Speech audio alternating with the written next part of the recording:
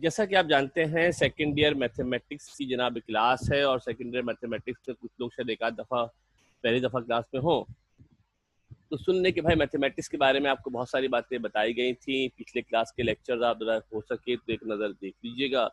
2 lecture इससे पहले हमारे मैथमेटिक्स क्लास के हो चुके हैं जिसमें आपको बताया गया था मेरे बेटा कि मैथमेटिक्स के अंदर बहुत सारी जनाब ब्रांचेज हमारे पास जो होती हैं और इन ब्रांचेज में से कुछ आपने फर्स्ट ईयर क्लास के अंदर पढ़ ली थी, कुछ आपने सेकेंड ईयर क्लास के अंदर पढ़ ली थी।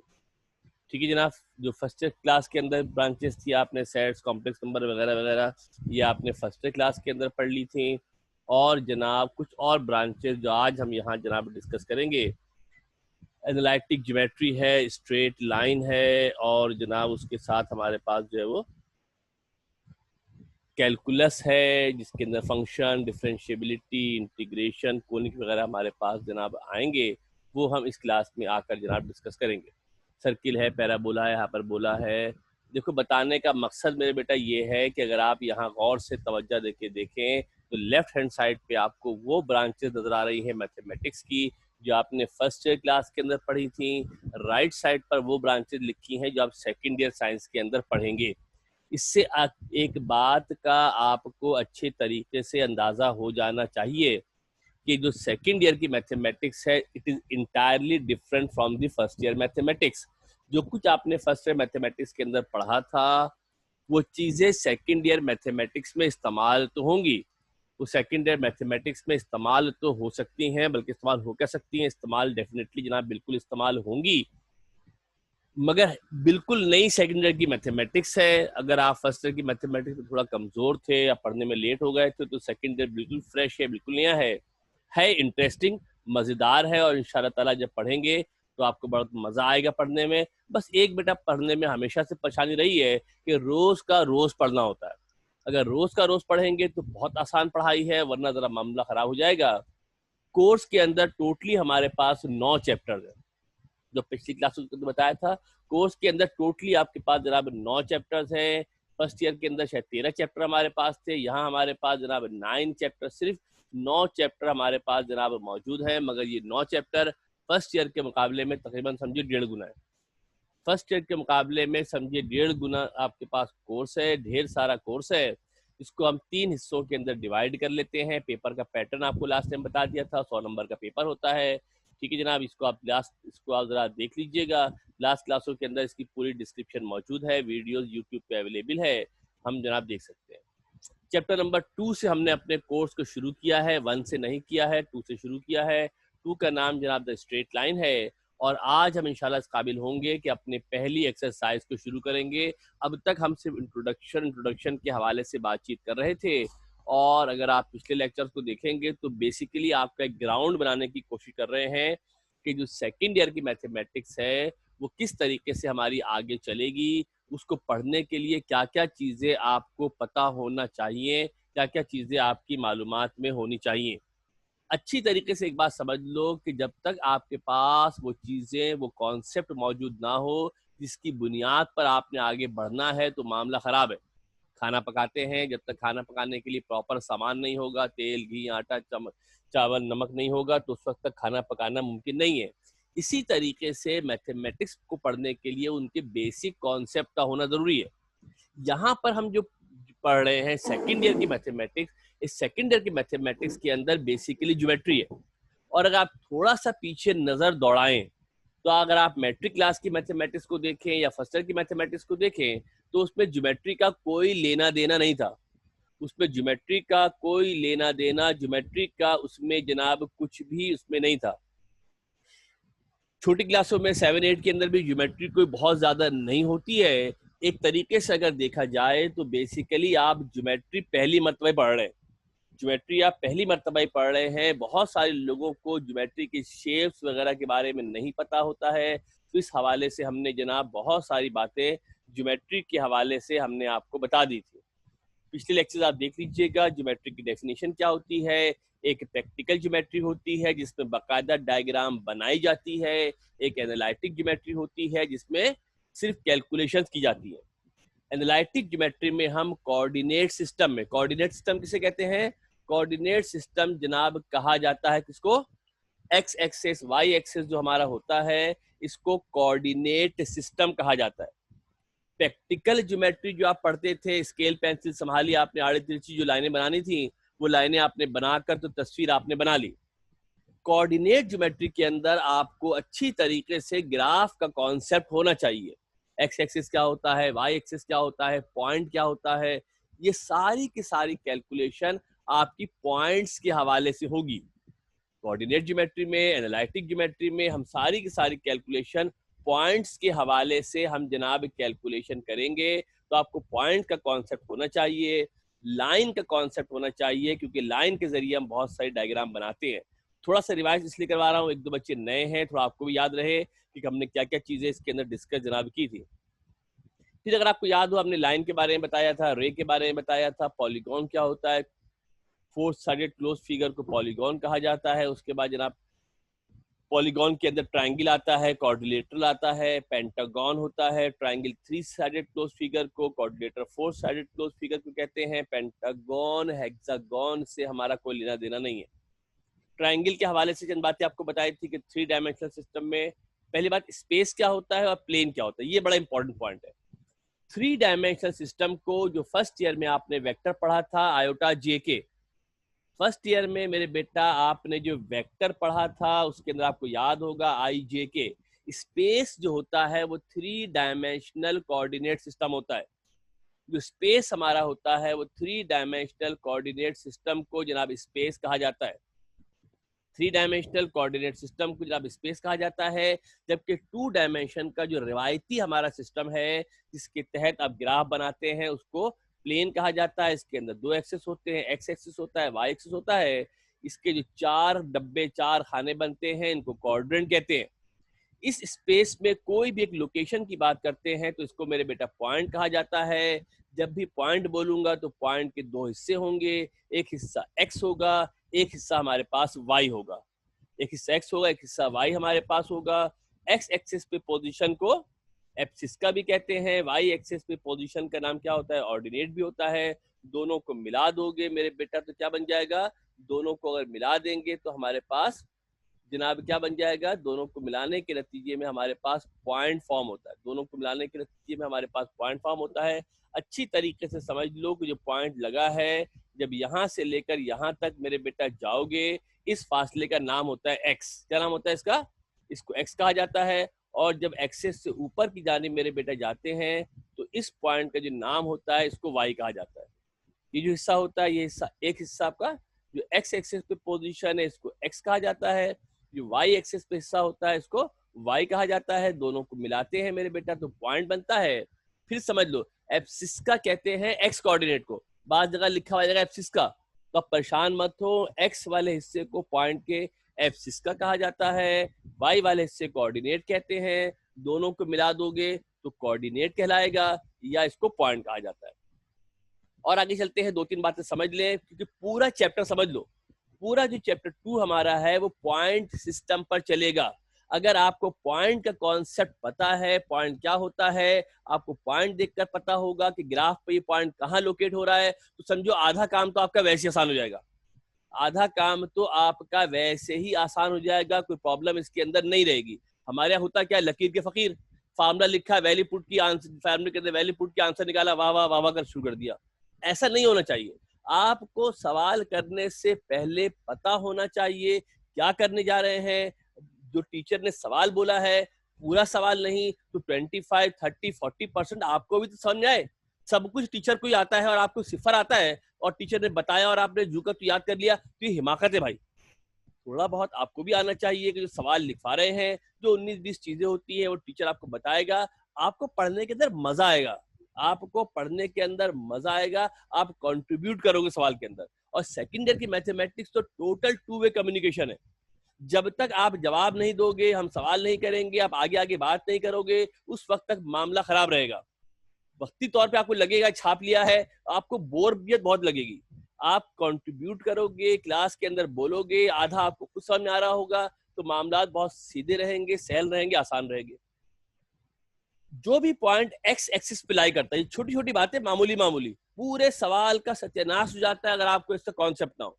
All the point lying on x axis ordinate is zero, जो वाई हिस्सा होता है, जो ऑर्डिनेट होता है वो जीरो होता है। अगर कोई भी पॉइंट मेरे बेटा एक्स एक्सिस, ये बहुत इंपॉर्टेंट बातें हैं, बहुत अहम बातें हैं, कोई भी पॉइंट अगर एक्स एक्सिस पे लाई करता है तो उसके ऑर्डिनेट यानी वाई वाले की वैल्यू जीरो होगी। और अगर मेरे बेटा कोई पॉइंट वाई एक्सिस पे लाई करता है, अगर कोई पॉइंट वाई एक्सिस पे लाई करता है मेरे बेटा, तो उसके एब्सिस्का की एक्स की वैल्यू हमारे पास जो है वो जीरो हो जाएगी। जो पॉइंट पहले क्वाड्रेंट के अंदर होते हैं उनमें प्लस प्लस होता है, एक्स भी प्लस होगा, वाई भी प्लस होगा। आपको अगर एक पॉइंट गिवन है, आपको पता होना चाहिए कि ये पॉइंट एक्स एक्सिस पे, ये पॉइंट पहले क्वाड्रेंट के अंदर है, ये दूसरे क्वाड्रेंट में, ये थर्ड क्वाड्रेंट में है, ये कहाँ लाई करता है।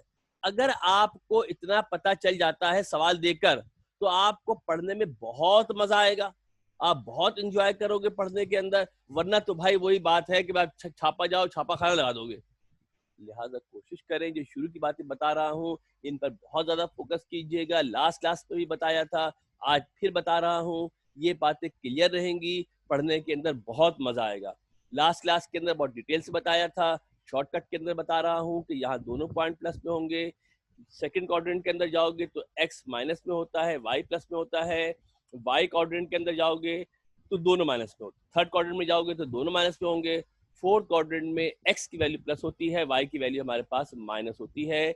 जहां दोनों एक्सिस मिलते हैं, जहां दोनों एक्सिस मिलते हैं, इस पॉइंट को ओरिजिन कहा जाता है।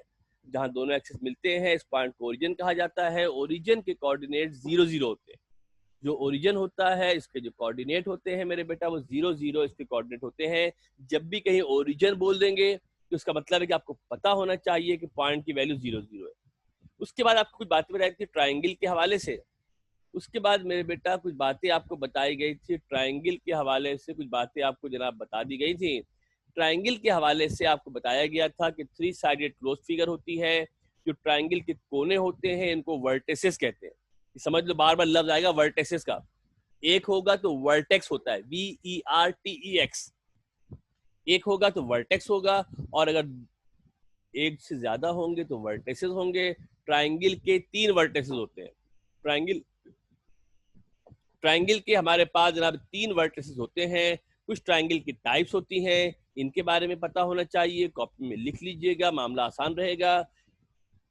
एक ऐसा इक्विलेटरल ट्राइंगल की तीनों साइडें बराबर होती हैं, तीनों एंगल एक्यूट होते हैं, इक्वल होते हैं, 60 डिग्री के होते हैं। आइसोसेलेस ट्राइंगल के अंदर 2 साइडें बराबर होती हैं, लिहाजा 2 एंगल भी इक्वल होते हैं।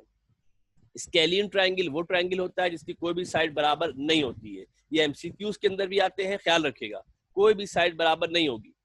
राइट एंगल ट्राइंगल के अंदर क्या होता है, पाइथागोरस थ्योरम सेटिस्फाई होती है। क्या सेटिस्फाई होती है, पाइथागोरस थ्योरम सेटिस्फाई होती है। क्या कहती है पाइथागोरस थ्योरम, हाइपोटेन्यूज का स्क्वायर बराबर होता है परपेंडिकुलर के स्क्वायर प्लस बेस के स्क्वायर के बराबर होता है। जो 90 के सामने वाला होता है इसको मेरे बेटा क्या कहते हैं, इसका नाम होता है हाइपोटेन्यूज। जो 90 के सामने वाला हिस्सा होता है इसको मेरे बेटा क्या कहा जाता है चंदा, 90 के सामने वाला हिस्सा हमारे पास बना हुआ है मेरे बेटा, जो हिस्सा 90 के सामने हमारे पास है, इस हिस्से को हम कहते हैं हाइपोटेन्यूज। क्या कहते हैं इसको मेरे बेटा, इसको हाइपोटेन्यूज कहा जाता है। जो आपके पास नीचे गिवन है इसको मेरे बेटा बेस कहते हैं। और जो एंगल जो आपके पास एंगल के सामने होता है इस वाले हिस्से का नाम परपेंडिकुलर होता है। यहाँ एक बात वाज़ेह तौर पे समझ लें कि हाइपोटेन्यूज परपेंडिकुलर बेस उस वक्त आते हैं जब हमारे पास हाइपोटेन्यूज तो फिक्स है, जो 90 के सामने वाला होगा वो हमारे पास जनाब हाइपोटेन्यूज होगा, 90 के सामने वाला हाइपोटेन्यूज होगा। अगर आपको एक एंगल गिवन है, फर्ज करो ये एंगल आपको गिवन है, लेट्स से थीटा हमारे पास जनाब ये एंगल आपको गिवन है, तो एंगल की जो सामने वाली साइड होती है, जो गिवन एंगल के सामने वाली साइड होती है, उस गिवन एंगल के सामने वाली साइड को परपेंडिकुलर कहते हैं। जो 90 डिग्री है, जो 90 के सामने वाला है इसको मेरे बेटा हाइपोटेन्यूज कहा जाता है। 90 के सामने वाला है इसको मेरे बेटा हाइपोटेन्यूज कहा जाता है। जो रिमेनिंग साइड बच गई वो बेस होती है। कोऑर्डिनेट ज्योमेट्री के अंदर हमें ऐसा जरूरत पेश नहीं आएगी, हम सारी मेजरमेंट लेंथ के ऊपर कर लेते हैं। एक बात बस ध्यान में होनी चाहिए कि longest side is the hypotenuse. जो हाइपोटेन्यूज होती है वो लॉन्गेस्ट साइड होती है। हाइपोटेन्यूज द लॉन्गेस्ट साइड, ख्याल रखिएगा। यहाँ पर सी हमारे पास हाइपोटेन्यूज है, सी बराबर हो जाएगा किसके, ए स्क्वायर प्लस बी स्क्वायर के बराबर होगा। ये भी हम लास्ट क्लास में कर चुके थे। फिर आपको क्वाड्रिलेटरल के बारे में बताया था कि क्वाड्रिलेटरल के अंदर हमारे पास क्या होता है मेरे बेटा, फोर साइडेड फिगर को जनाब वाली क्वाड्रिलेटरल कहा जाता है। फोर साइडेड फिगर को क्वाड्रिलेटरल कहा जाता है। क्वाड्रिलेटरल के सारे एंगल का सम 360 डिग्री होता है। अगर अपोजिट वर्टिसेस को मिला दिया जाता है तो इसका नाम डायगोनल होता है। अपोजिट वर्टिसेस को, आमने सामने के वर्टिसेस को मिला रहे हैं तो इसका नाम क्या होगा, इसका नाम जनाब डायगोनल हो जाएगा। फिर समझ लें, एक एडजेसेंट साइड होती, एक एडजेसेंट होता है और एक हमारे पास क्या होता है मेरे बेटा, अपोजिट साइड होती है। यहाँ अगर नजर नहीं आ रहा दोबारा देख लो, तो सामने से आपकी अपोजिट साइड बन रही है, इसको डायगोनल कहा जाएगा। यहाँ से लेके यहाँ चले जाओगे तो इसका नाम क्या होगा मेरे बेटा, इसको डायगोनल इसको जनाब कहा जाएगा।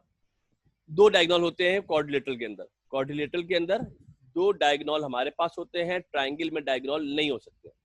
फिर आपको बताया जनाब ये गया था क्वाड्रिलेटरल की टाइप्स होती हैं, रेक्टेंगल हो, पहला क्वाड्रिलेटरल की टाइप्स होती हैं, पहला रेक्टेंगल होता है।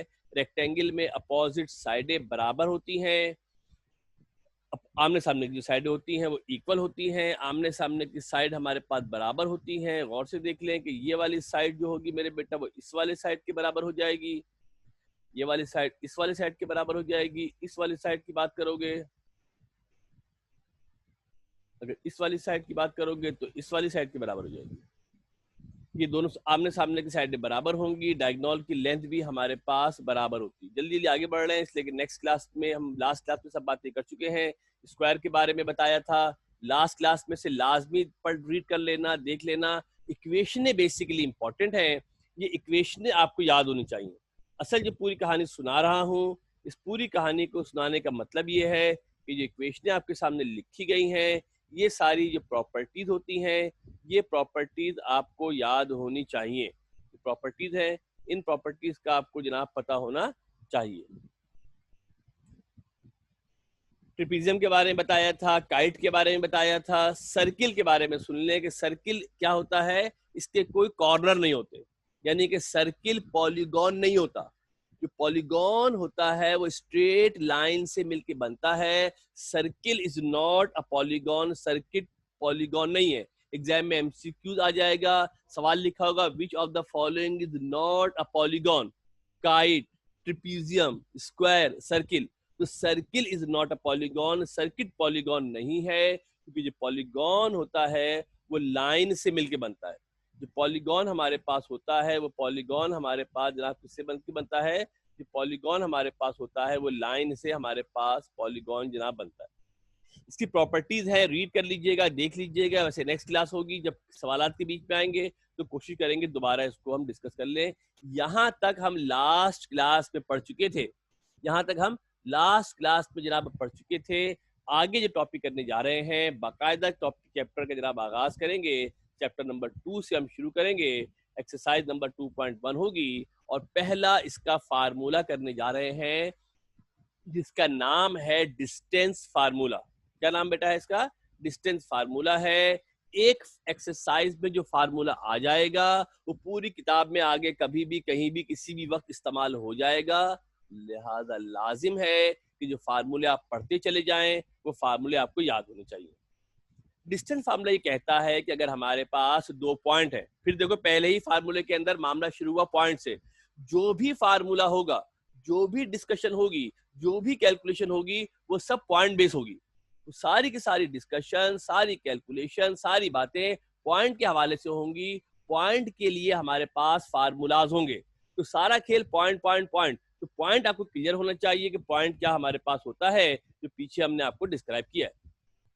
अगर मेरे पास दो पॉइंट मेरे बेटा मौजूद है, अगर हमारे पास दो पॉइंट जनाब मौजूद हैं और उनके दरमियान अगर हमने डिस्टेंस मालूम करना है, एक पॉइंट फर्स्ट करते हैं बेटा मेरे पास ये मौजूद है, एक पॉइंट फर्स्ट करते हैं बेटा मेरे पास P1, मेरे पास एक पॉइंट मौजूद है और एक पॉइंट मेरे पास बेटा Q मौजूद है, और इस पॉइंट P और इस पॉइंट Q के कोऑर्डिनेट्स गिवन है। क्या गिवन है, पॉइंट P और Q के कोऑर्डिनेट्स गिवन है, पॉइंट गिवन है।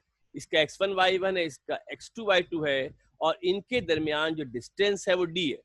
इन दोनों पॉइंट के दरमियान जो डिस्टेंस हमारे पास है, इन दोनों पॉइंट के दरमियान जो डिस्टेंस है वो डिस्टेंस मेरे बेटा अगर d है, इन दोनों पॉइंट का जो दरमियानी फासला हमारे पास है, यानी कि P से लेकर Q तक जो टोटल हमारे पास डिस्टेंस आ रहा है, वो d हमारे पास चंदा अगर आ रहा है, तो इस d को मालूम करने का फार्मूला होता है। इस d को मालूम करने का हमारे पास फार्मूला होता है x2 माइनस x1 का whole square plus y2 minus y1 का whole square. x2 minus x1 का whole square plus y2 minus y1 का होल स्क्वायर, ये फार्मूला होता है। एक बात अच्छी तरीके से समझ लो कि एक पॉइंट के अंदर दो चीजें होती हैं, x भी होता है, y भी होता है। पहला वाला हिस्सा x कहलाता है, दूसरे वाले हिस्से को y कहते हैं। पहला वाला हिस्सा x होता है, दूसरे वाले हिस्से को y कहा जाता है। दो हिस्से हमारे पास है, एक हिस्सा मेरे बेटा x है, एक हिस्सा हमारे पास कौन है, y है। इसको x1 y1 कह दिया, इसको x2 y2 कह दिया। फार्मूला हो गया x2 माइनस x1 का whole square, y2 minus y1 का होल स्क्वायर हमारे पास जनाब हो जाएगा। इसमें एक और बड़ी मजे की बात यह है कि अगर दो पॉइंट गिवन है, अब आपका सवाल ये होगा इसमें से x1 y1 कौन है, x2 y2 कौन है, तो ये इररेलेवेंट होता है। आप किसी को भी x2 y2 ले लें, किसी को भी x1 y1 ले लें, कोई फर्क नहीं पड़ता। वजह इसकी ये है कि फार्मूले में ऊपर स्क्वायर आ रहा है। अगर आगे पीछे करते हैं तो वैल्यू माइनस में आती है, जब माइनस में आएगी तो स्क्वायर होने की सूरत में प्लस हो जाएगी, स्क्वायर होने की सूरत में प्लस हो जाएगी। स्क्वायर होने की सूरत में अगर प्लस हो जाएगी तो इसका मतलब क्या है, स्क्वायर होने की सूरत में अगर प्लस हो जाएगी तो इसका मतलब है कि आंसर हमेशा पॉजिटिव आएगा। ऑल्दो जरूरत नहीं है, मगर फिर भी मैं आपका कॉन्सेप्ट क्लियर करने के लिए, समझाने के लिए किस तरीके से पढ़ा जाता है, इस फार्मूले की डेरिवेशन भी आपको करवा देते हैं। जब डेरिवेशन कर लेंगे तो आगे की पढ़ाई आपको और ज्यादा आसान लगेगी। तवज्जो देके गौर से देखिएगा, हमारे पास एक x एक्सिस है, एक मेरे पास y एक्सिस है, और इस पर मुझे एक लाइन गिवन है। ये मेरे बेटा जो लाइन गिवन है ये x एक्सिस है, ये लाइन y एक्सिस है।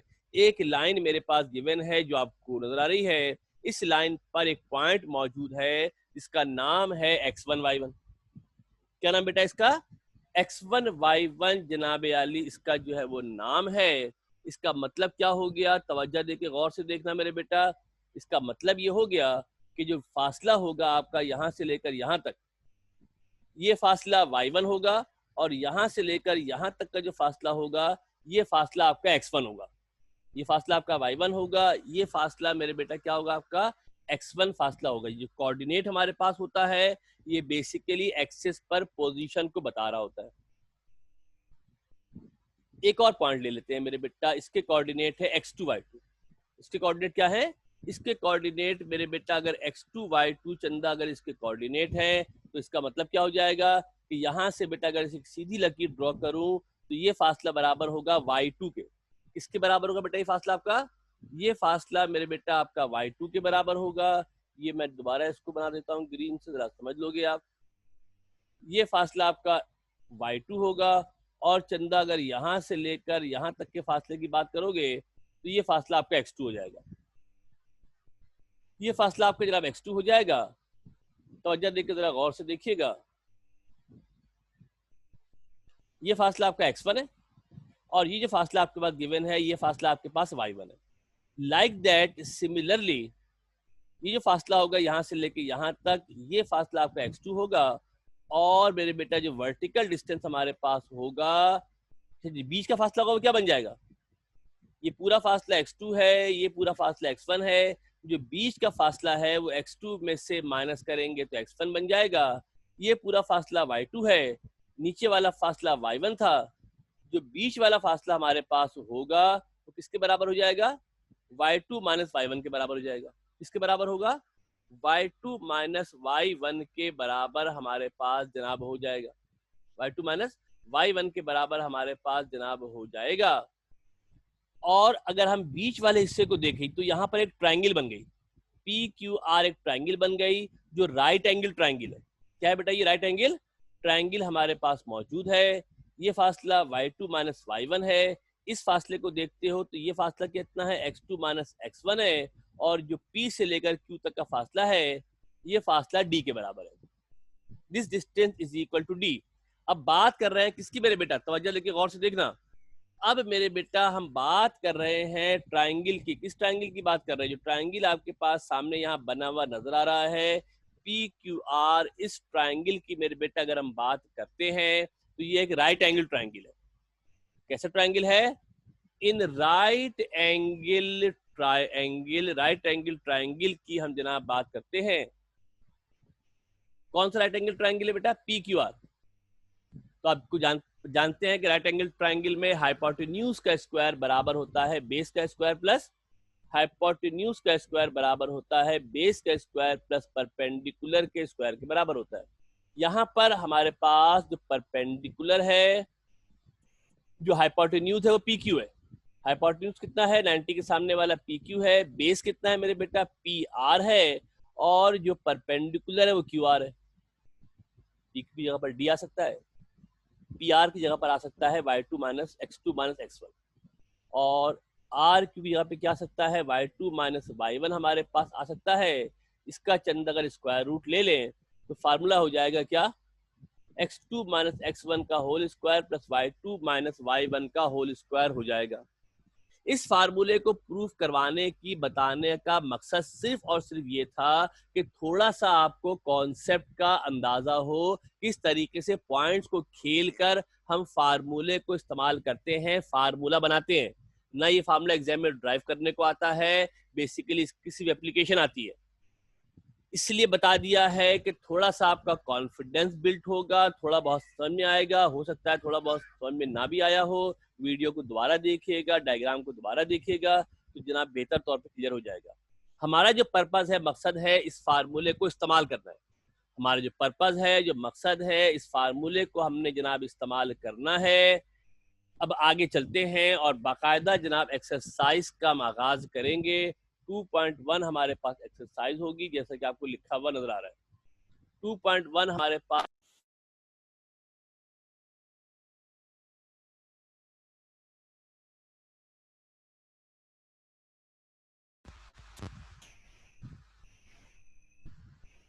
हेलो 2.1 हमारे पास जनाब एक्सरसाइज है।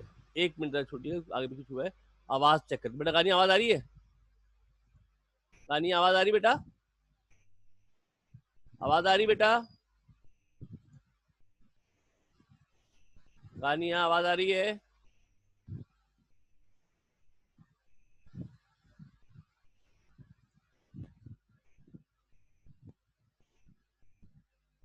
आवाज का कोई इशू लग रहा है मेरे को, शायद एक मिनट चेक कर लेते हैं।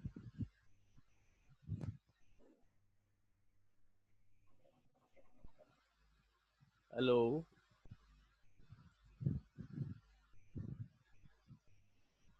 बेटा, गानी आवाज आ रही है?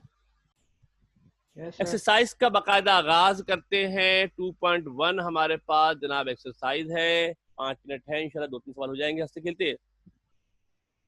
कह ये रहे हैं कि find the distance between each of the following pair of line. Find the distance between each of the following pair of line. दो लाइनें हमें गिवन है, बहुत सारे पॉइंट हैं। ये बुक का पहला सवाल है। इसके अंदर कितने पार्ट है मेरे बेटा? 6 पार्ट है। ये बुक का पहला सवाल है, 2 पॉइंट गिवन है, इनके दरमियान हमने डिस्टेंस को मालूम करना है। पहला पॉइंट -3, पहला पार्ट करने जा रहे हैं। कौन सा है बेटा? -3, -1, और दूसरा हमारे पास है 9, 4।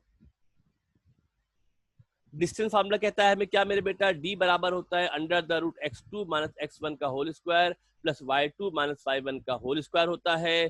2 पॉइंट गिवन है, इनमें से एक x1 y1 हो जाएगा, दूसरा पॉइंट x2 y2 हो जाएगा। एक पॉइंट x1 y1 हो जाएगा, दूसरा पॉइंट मेरे बेटा हमारा x2 y2 हो जाएगा। किसी को भी x1 y1 ले लें, किसी को भी x2 y2 ले लें, इररेलेवेंट है, कोई फर्क नहीं पड़ता।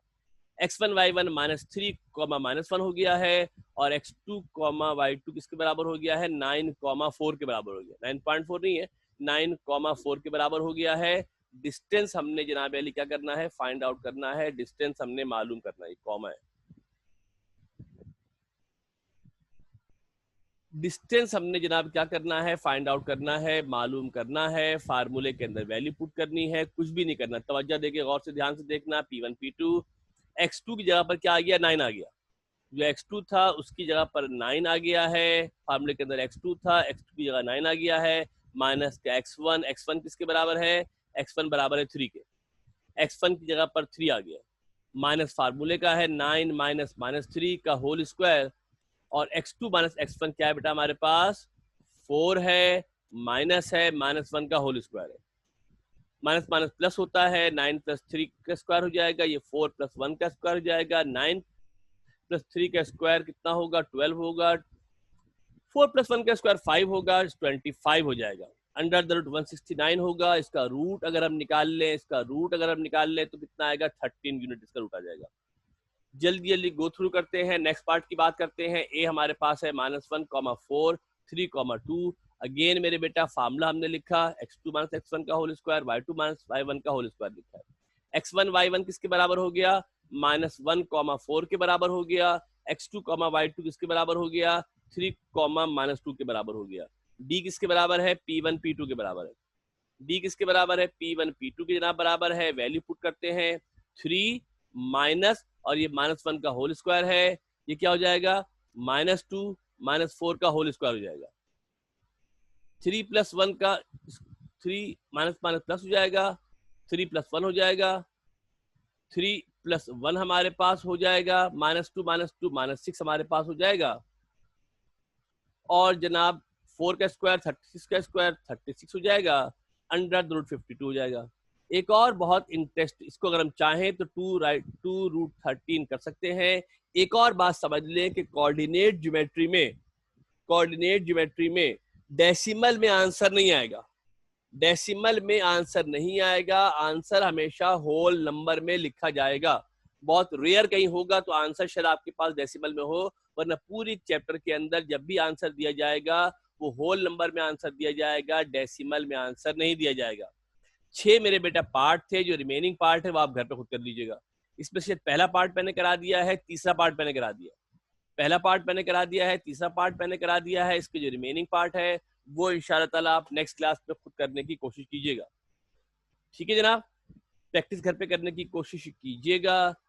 एक दो बातें आपसे और जरूरी कर लेते हैं, सिर्फ 1 मिनट हमारे पास जनाब मौजूद है, तवज्जो देकर सुन ले। कल जो मैथमेटिक्स की आपकी क्लास होगी वो डबल क्लास होगी, कल मैथमेटिक्स की डबल क्लास होगी। वैसे 3 होनी चाहिए, 2 हो रही है, कल डबल क्लास लेंगे।